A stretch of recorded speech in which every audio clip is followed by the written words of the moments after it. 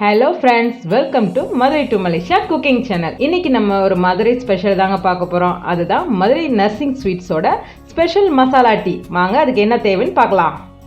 துளசி இலை, ஏலக்காய், சுக்கு, அதிமதுரம், கற்பூரவள்ளி இலை, புதினா,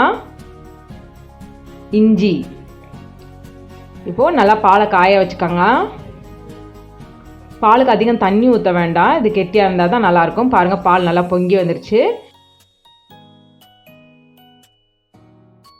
இப்போ ஏலக்காய் சேர்த்துக்கோங்க, நல்லா பொடிச்சு சேர்த்துக்கோங்க ஏலக்காயை.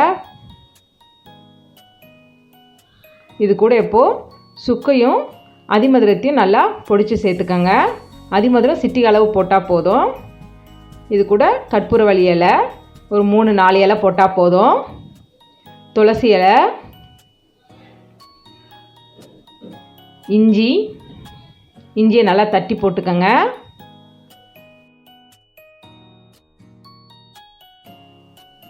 நல்லா கொதிக்கட்டும் இதெல்லாம். இது கூட இப்போ ஒரு 5-6 புதினா இலை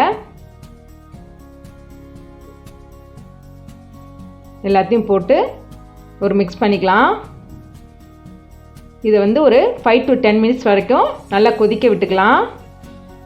இதெல்லாம் கொதித்து சாறு இறங்கினா தான் டீ நல்லா சுவையாக இருக்கும்.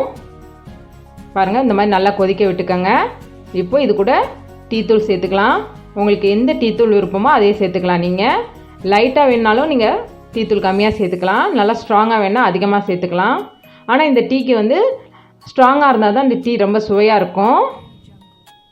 டீத்தூள் போட்டு அது ஒரு 5 to 10 minutes நல்லா கொதிக்க விடுங்க. பாருங்கள், இப்போ நல்லா கொதிக்குது, நிறமும் நல்லா மாறிடுச்சு.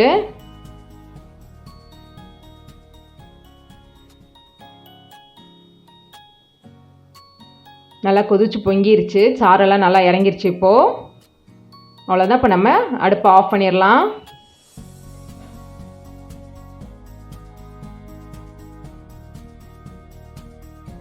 இப்போ இதை ஸ்டீல் ஸ்ட்ரெயினரில் வடிகட்டிக்கோங்க. சாதா வடிகட்டியில் வடிகட்டினா இவ்வளோ பொருட்கள் இருக்கனால டீ இறங்காது. பாருங்கள், நல்லா டீ கலராக வந்துருச்சு. இந்த மசாலாவை நீங்கள் இன்னொரு தடவை கூட சேர்த்து டீ பண்ணிக்கலாம், நல்லாயிருக்கும், ஸ்ட்ராங்காகவும் இருக்கும். ஆனால் நான் ஒரு டைம் தான் பண்ணுறேன். டீ சூப்பராக ரெடி ஆயிடுச்சு. அவ்வளோதான் friends, Madurai nursing sweet special masala tea ready ஆயிடுச்சு. நீங்களும் வீட்டில் செஞ்சு பாருங்கள். உங்களுக்கு அடுத்து என்ன ரெசிபி வேணுன்றதை கமெண்ட் செக்ஷனில் சொல்லுங்கள், நான் அதை செஞ்சு காட்டுறேன்.